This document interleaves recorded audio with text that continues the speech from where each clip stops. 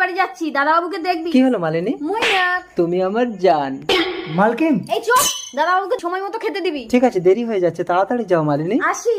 মালকিনকে বলে দেব। এই চাকর, মালকিনের চামচা, চুপচাপ থাকবি। এর কথা যদি মালকিনের কাছে বলেছিস তাহলে তো চাকরি থাকবে না। কেমন ডার্লিং?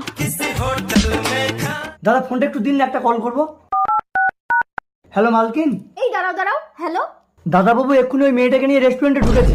ঠিক আছে আমি আসছি, যদি তোর কথা মিথ্যে হয় তাহলে কিন্তু তোর চাকরি আর থাকবে না রঘু।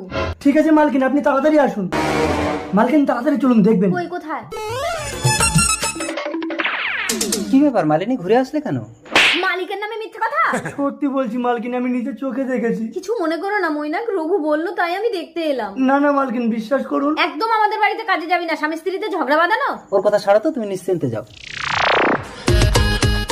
এসো তুমি এই তো। এই চাকর, তোর চাকরি আর নেই, চলো ডার্লিং। মালিনী